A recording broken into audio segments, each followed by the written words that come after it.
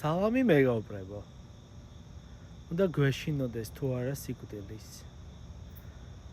სიკვდილის ყველას გვეშინია. არ არსებობს ადამიანი, ვინც იტყვის მე მზად ვარ და დღეს უნდა გარდავიცვალო.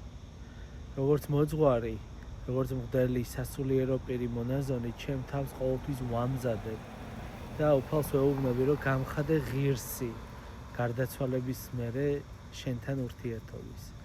სიკვდილი ეს არის პროცესი სულის ღმერთთან შეხვედრის.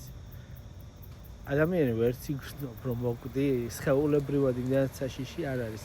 სულიერად აღნიშნულოვანი ღმერთთან შესახვედრად. ადამიანი მოემზადოს ზიარებით, აღსარებით.